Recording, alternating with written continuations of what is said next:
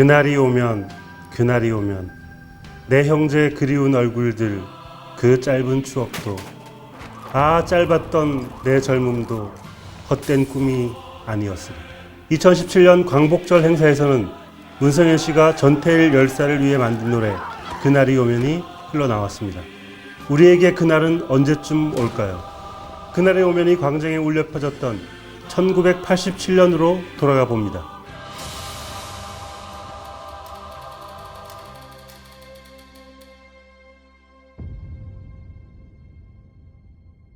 네, 무비썸 시간입니다. 오늘 다룰 영화 장준환 감독의 영화 1987입니다. 저는 이 영화를 보는데 객관적으로 볼 수가 없어요. 제가 87학번은 아닙니다만 89학번이기 때문에 완전 저희 세대 이야기거든요. 그래서 계속 눈물이 나더라고요. 제정신으로 볼 수가 없었고 객관적으로 보기 힘들더라라는 말을 꼭 드리고 싶었습니다. 이렇게 근현대사 다룬 영화들은 네. 사실 관객의 위치가 되게 중요하잖아요. 저만 해도 1987이 사실 거리가 좀 먼 사건이라서 그래요? 네. 굉장히 어릴 때라서 기억이 하나도 안 나요. 나중에 이제 머리가 좀 굵어지고 나서 얘기를 통해서 알게 된 아마 그 시대에 살았지만 나는 몰랐던 얘기들인 거고, 최근에는 광주나 뭐 이런 쪽에 초점이 맞춰져서 오히려 이쪽 역사는 소외된, 오히려 다 많이 알고 있을 거라고 생각하기 쉬운 네. 그 부분을 이번에 다룬 것 같아요. 네, 썬포인트를 통해서 1987에 대해 자세히 알아보도록 하겠습니다. 첫 번째 썬포인트, 호헌철폐 독재 타도. 이거 호헌철폐 이거 해야 되는데 제가 계속 거리두기 하는 것 같지만 저는 그 세대가 아니라서 영상으로만 봤어요. 조사관이 책상을 탁 치니 억하고, 응? 그때 당시에 이제 87년 민주항쟁이 벌어지게 된 계기, 이 박종철 열사의 비극적인 사망 사건을 다루고 있는 거잖아요. 그렇죠. 이 영화가 지금 카피라이트처럼 모두가 뜨거웠던 그 해를 보여주고 싶은 영화이고, 또 저처럼 아직 상대적으로 이 사건에 대해서 잘 자세히 속사를 모르는 사람들 같은 경우는 이 극화 자체가 굉장히 흥미롭게 다가오거든요. 네. 이거를 어떻게 바라볼 것인가, 정말 뜨거웠던 그 해로 이제 바라볼 것인가, 아니면 약간 거리를 두고 좀 차갑고 냉정하게 누르는 톤으로 갈 것인가, 요게 이제 연출자의 태도인 것 같은데 이 영화는 두 가지를 다 써요. 그래서 굉장히 재밌다라는 생각이 들었거든요. 전반적으로는 서스펜스, 스릴러, 누군가 죽었고 이 사람이 어떻게 죽었나를 따라가는 것처럼 나오다가, 밝혀내야 되니까. 근데 또 장르적인 톤은 누아르 영화 같죠. 김민석 배우가 맡은 박처장이라는 인물과 그 패거리 무리들은 사실상 거의 조폭에 가깝잖아요. 조직의 어떤 충성하는 남자들의 세계, 수컷들의 세계를 보여주는 뭐 그런 누아르 영화의 톤이 있고, 그리고 여기 이제 연희로 등장하는 김태리 배우가 나올 때는 그때부터 갑자기 또 영화가 써니 같은 느낌으로 80년대를 추억하는 그런 대학가의 영화처럼. 어떤 풍경들을 보여주는 전혀 다른 장르의 클리셰들을 굉장히 영리하게 활용하고 있다라는 생각이 들어서 풍성한 영화를 봤다는 생각이 들었습니다. 근데 역사를 다룰 때 어떤 시기를 다루느냐도 중요하지만 누구를 다루는지 굉장히 중요합니다. 그런데 6월 민주항쟁을 주도적으로 이끌었던 학생들 그리고 제야 세력들 이런 분들을 중심으로 다루고 있는데 굉장히 흥미로운 접근인 것 같고, 한편으로 비판적인 부분도 있습니다. 왜냐하면 6월 민주항쟁이라는 큰 사건을 과연 이들이 다 도맡아서 했는가라고 물어볼 수도 있을 텐데, 그런 여러 가지 측면에서 굉장히 흥미로운 접근법이 아닌가 하는 생각이 들더라고요. 실화를 다룰 때 영화의 역할은 저는 제한되어 있다고 생각을 하는데 전체를 다 보여줄 수는 없죠. 그리고 보여준다는 것 자체가 특정인의 시점을 따라가기 마련이기 때문에 제한된 어떤 것만 파편적으로 드러내는 거거든요. 근데 영화의 힘이 워낙 강력해서 그게 전체처럼 보일 때가 있고, 그렇게 착각될 때 굉장히 위험해질 수가 있어요. 뭐 예를 들면 최근에 개봉했던 택시 운전사 같은 경우에 택시 운전사의 시점을 따라가기 때문에 택시 운전사로 대표되는 서민의 어떤 시각이 그걸 거야 라고 생각을 하는데 또 다양한 얼굴들이 있거든요. 저는 이 영화의 가장 좋았던 점 중에 하나는 검사로 나오는 하정 배우라든지 운동권에 있는 여러 인사들, 굉장히 많은 설경구 배우도 나오고 굉장히 많은 배우들이 나오는데 이 인물들을 중요하지 않게 다뤄요. 그냥 n분의 1로 그 시대를 살았던 여러 인물 중에 한 명으로 다루기 때문에 다채로운 시선들을 동시에 볼 수 있는 그런 여지가 있지 않나라는 생각이 들었고, 재밌는 것도 반면에 운동권의 인사들은 그렇게 거의 까묘처럼 쓰고 있는데 이 전체의 중심을 잡고 가는 캐릭터가 있죠. 이 대공처장으로 등장하는 김윤석. 확실한 악역을 하나 주고 나머지 인물들은 약간 배경처럼, 혹은 저는 배경이라는 표현보다는 이 영화에 한해서는 약간 골목길이라고 얘기하고 싶은데, 역사를 보면 우리가 흔히 큰 흐름을 따라가잖아요. 그때 어떤 일을 벌였고 뭐 그런 것들을 따라가기 쉬운데 사이사이에는 골목길들 풍경이 우리가 기억하는 실제 역사에 가깝기 때문에 영화는 그런 부분에 집중할 수밖에 없고 이 영화는 꽤 많은 다양한 골목길들을 보여준다는 측면에서는 굉장히 흥미로웠어요. 처음에 오프닝 나레이션을 할 때 저는 특히 실화 바탕으로 할 때는 어떤 나레이션을 깔고 가는지를 좀 중요하게 보거든요. 보통은 이제 이 영화는 실화를 바탕으로 했습니다 라든지 그렇게 짧게 실화임을 강조하는데 이 영화에서는 꽤 길게 얘기해요. 이 영화는 실화를 모티브로 했지만 어떤 건 픽션이고 이 상상력에 기반한 이 극화를 시킨 겁니다 하고 어떻게 보면 되게 구질구질하게 설명하고 있거든요. 조심스러운 거죠, 사실. 그렇죠. 조심스럽게 설명을 하는 거죠. 그 나레이션이 이 영화가 갖고 있는 87년의 사건에 대한 태도를 보여주고 있는 것 같아요. 되게 뜨거워져야 마땅한 소재인데 또 한편으로는 그거에 대한 경계를 하고 있다. 스스로 좀 조심하려고 하고 어느 시점부터는 지금 좀 차가운 시선으로 누르려고 한다. 그게 동시에 이제 한 영화에 깔려 있기 때문에 오프닝 나레이션부터 해서 이 김태리 배가 나오는 연희 파트까지 의 흐름이 저는 꽤 재밌게 다가왔어요. 두 번째 썬포인트, 지구수호 화이팅. 장준환 감독의 첫 번째 영화가 지구를 지켜라. 두 번째 영화가 화이라서 지구수호 화이팅이라고 내가 이름 붙여봤습니다. 또 다시 언어의 향연으로 돌아오셨네요. 네.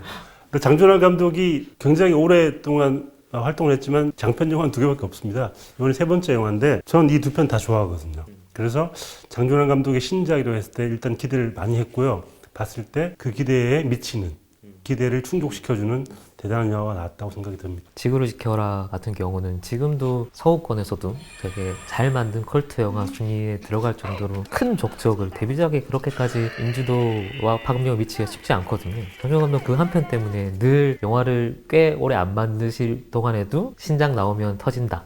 그런 사람으로 꼽혔어요. 근데 지금 이 작품까지 포함해서 3편밖에 안 되니까 장준환의 스타일이라는 게 있나? 라고 새삼 좀 의문이 들더라고요. 네. 워낙 강력한 임팩트가 있긴 했지만 사실 스타일이라고 하면 3편 정도는 쌓여야 어느 정도 흔적을 찾아볼 수 있을 것 같은데 저는 이번 작품을 보고 들었던 생각은 장준환이라는 감독의 개성이 의외로 없을 수도 있겠다라는 생각이 들었어요.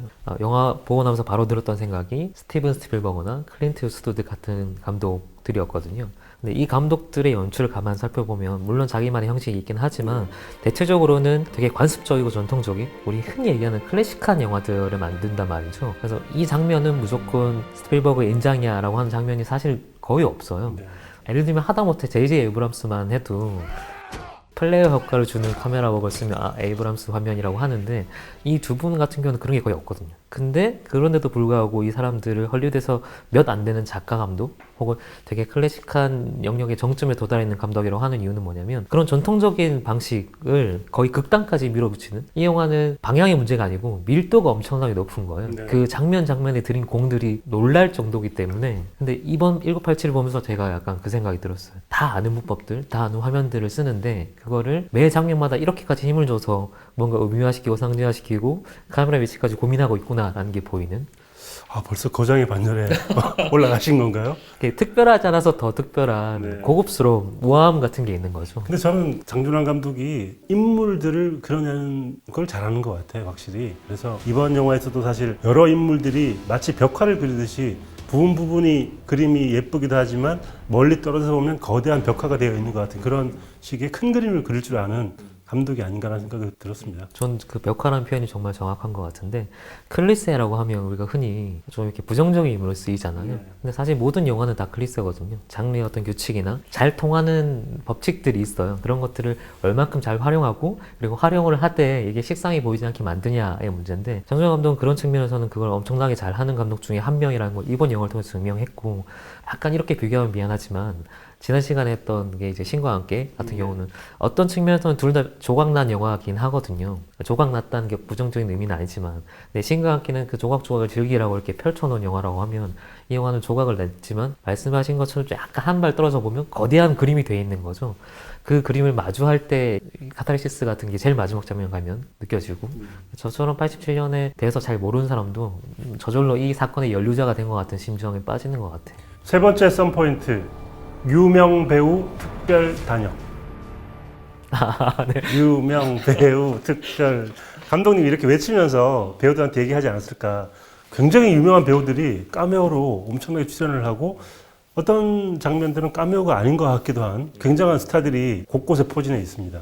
역할들은 분명하고 사실 롤 자체가 작진 않아요. 네. 근데 너무 유명한 배우를 쓰니까 그 롤로 이게 마치 카메오처럼 활용하는 거 아닌가라는 느낌이 드는데 계속 소환해서 미안하지만 지난주에 했던 저 신과 함께를 비교하면 신과 함께 그 유명한 배우들이 카메오로 등장하는 느낌은 놀랬지, 신기하지, 재밌지 라는 느낌이라고 하면 이 영화에서 이런 유명 배우들을 카메오로 활용하는 거는 감독의 시선을 보여주고 있는 태도인 것 같아요. 그 인물들의 드라마 혹은 배우의 어떤 그 이미지에 기대지 않고 그냥 쓱 스쳐 지나간 것 같은 느낌을 주는 그게 되게 역사적인 중요한 사건도 이만큼 거리를 띄우는 효과가 나는 거예요. 설경구 배우가 등장해서 대사도 몇 마디 안 하고 뭔가 이렇게 터트린 연기도 한 번도 안 보여주고 그냥 쓱 지나갈 때 묘한 쾌감 같은 게 있거든요. 배우를 낭비하는 것 같은 느낌을 주면서 발생한 효과 중에 하나는 다큐멘터리적인 느낌을 주는 거죠. 그러니까 많이 등장하시는 김희성 배우도 사실은 굉장히 중요한 순간에 중요하게 담담하게 등장을 하시고 고창석 배우나 오달수 배우 역시 자기가 제일 잘하는 거를 담백하게 해낸 것 같아요. 그런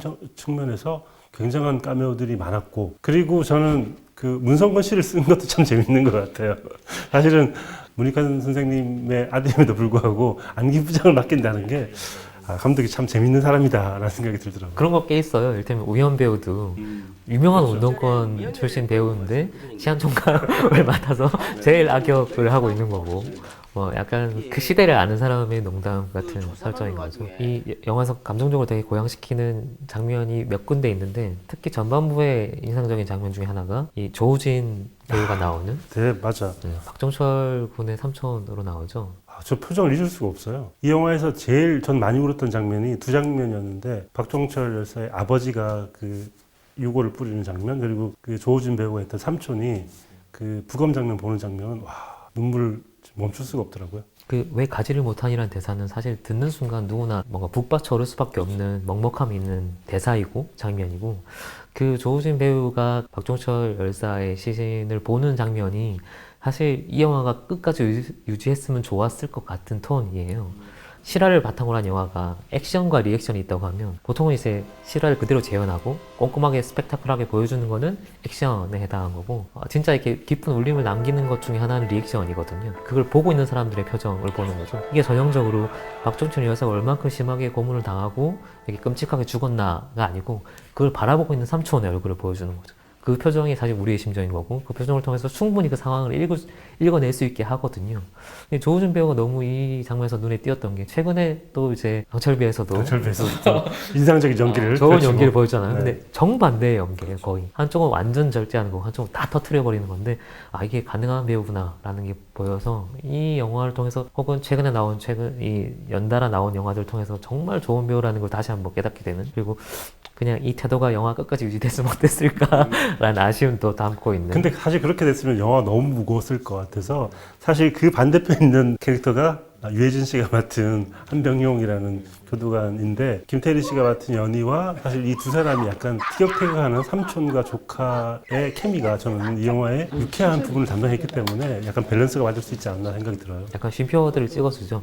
여러 가지로 뭔가 인상적인 게 많았던 영화였던 것 같아요. 김인석 씨야 뭐 연기 뭐 더 말할 나위 없이 대단한 배우인 것 같고 그리고 하정우 씨는 딱 하정우 씨가 하는 딱 그런 역할이어서 배우들의 연기를 보는 것도 다채로운 것 같아요. 정말 다양한 연기들이 여기 다 섞여 있어가지고 그 연기 보는 것만으로도 이 영화를 충분히 볼 만한 가치가 있는 것 같습니다. 네, 다음은 송경원신 시간입니다. 어떤 장면입니까? 태도에 관해서 감독의 시선과 태도에 대해서 좀 보여주는 장면이 이게 아니었나 싶어서 이 장면을 꼽으려고 합니다. 뭐냐면 그 박종철 열사의 화장한 유골을 갖고 떠날 때 약간 첩보작처럼 그렇죠. 기자들 따돌리잖아요. 네. 그때 이제 윤 기자라고 이희준 씨가 연기한 그 캐릭터가 그거를 몰래 따라가죠. 근데 그 몰래 따라갈 수 있게 차량 번호를 이렇게 보는 장면이 있는데 그때 보는 씬 쇼트가 전경들 가랑이 밑으로 이렇게 파고들어서 반쯤 가려진 쇼트를 보고 그거를 이제 전경 방패로 탁 가려요. 그 가려내는 이 차단한다는 행위가 이 영화에서 되게 중요한 모티브인 것 같거든요. 뭐를 보여주고 뭐를 안 보여주고 또 그거 어떻게든 뚫고 들어가서라도 보고 싶어하는 움직임들 그게 이 당시에 이 상황에 처한 사람들의 어떤 단면들을 보여주고 있는 거 아닌가 싶고 혹은 이 감독이 이 1987이라는 걸 보여주고자 하는 전반적인 태도를 압축한 쇼트인 것 같아요.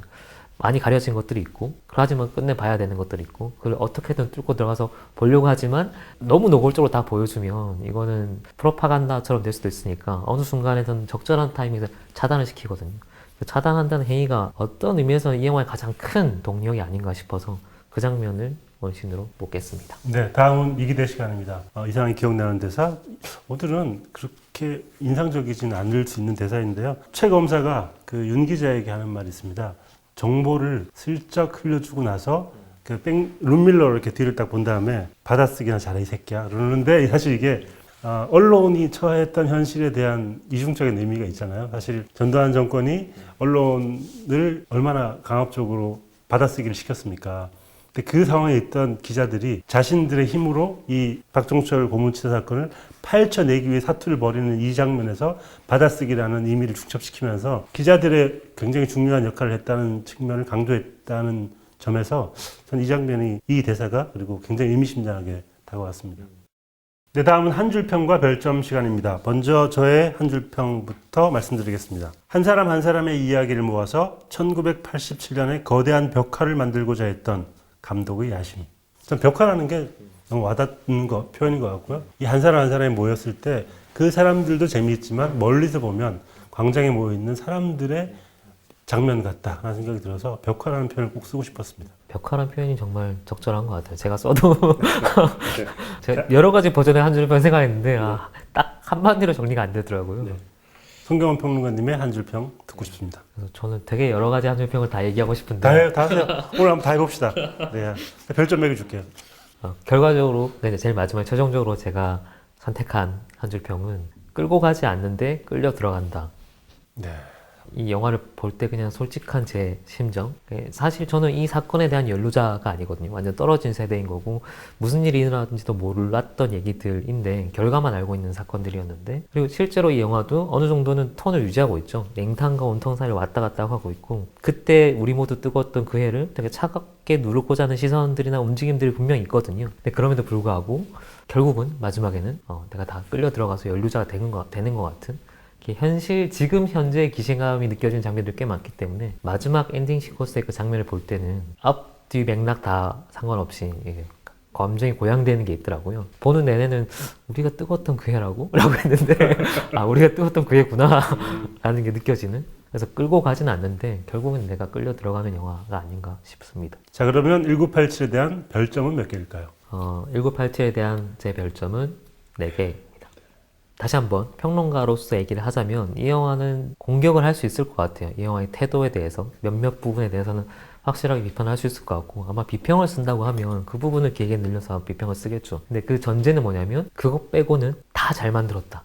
뭐가 단점인지 싶을 만큼 촘촘하게 꼼꼼하게 밀도 있게 잘 만든 영화라서 최근에 후반에 나온 한국 영화들이 다 좀 만족스러운 것 같아요. 전반부는 사실 되게 아쉬웠는데 후반부는 꽤 이렇게 기억할 만한 영화들이 많았고, 이 영화는 사실 장준환 감독이 아니라도 만들 수 있을 것 같아요. 근데 장준환이라서 이렇게 할 수 있었다라는 생각도 동시에 드는 영화. 작가적인 인장이나 이런 것들 야심을 부리지 않고도 이렇게 밀도 있는 영화를 만들 수 있구나. 사실 한국 영화 최근에 되게 위기라고 하고 연말 베스트 같은 거 뽑으면 뽑을 영화 없다고 거부하시는 분들이 굉장히 많거든요. 근데 그렇지 않아도 괜찮겠다라는 생각이 드는, 안도감이 드는 영화였습니다. 자, 저희가 연말 베스트입니다. 과연 차트 안에 들 수 있을까요? 4개면 들 수도 있겠네요. 네. 맨체스터 바이 더 시가 3개 반이었기 때문에. 그렇군요, 맞아요. 네. 저는 이 영화는 6위에 6위에 장준환 감독이 3번째 영화에서 이런 걸 했다는 게 저는 또 의미를 부여하고 싶어요.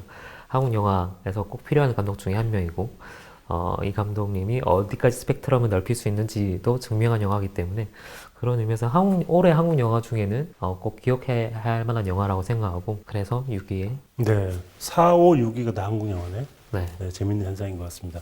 저는 이 영화를 사실 약간 꼼수를 부려도 된다면 공동 10위에 이렇게 네, 문라이트와 이렇게 경합을 벌이는데 너무 거의 비등비등해가지고 같이 공동 10위를 할 정도로 저도 좋았다는 영화였기 때문에 이렇게 뭐 약간 꼼수를 부려가지고 한번 올려놔 보겠습니다. 네, 뭐 누가 잡으러 오는 것도 아니고 법이 있는 것도 아니니까. 이거 해도 공동 된다면 10위? 사실 하나 더 하고 싶어요. 뭐 어떤? 강철비. 공동 10위 3개를 같이 이렇게 놓고 싶은 올해 한국 영화 후반기 굉장히 좋은 영화들 많았는데 강철비 1987 꼭 봐야 할 영화라는 생각이 듭니다. 10위권에 굉장히 많은 영화들이 아니 들어갔는데. 세 개. 더 이상 안 올립니다. 네. 한 해도 끝났고. 네, 알겠습니다. 네, 오늘은 장준환 감독의 신작 1987에 대해서 알아봤습니다. 1987년에 어떤 일이 일어났는지 잘 모르시는 분들도 충분히 재미있게 볼 만한 영화라는 생각이 들고 그 시절을 아는 분들이라면 더더군다나 굉장히 의미 있는 영화가 될 것 같습니다. 극장에서 재미있게 봐주시길 바라겠고요. 2017년 무비썸은 사실 저희가 오늘 마지막 방송이고 2018년에는 또 새로운 모습으로 돌아오려고 하니까 많이 기대해 주시고 올 한 해 동안 무비썸을 사랑해 주신 모든 분들께 큰절 한번 드리고 내려가서 네, 인사를 드리고 마치도록 하겠습니다. 저희는 내년에 또 뵙겠습니다. 감사합니다. 큰절 드리자는 사람 아니야? 구독 꼭 해주세요. 이 영상도 보세요.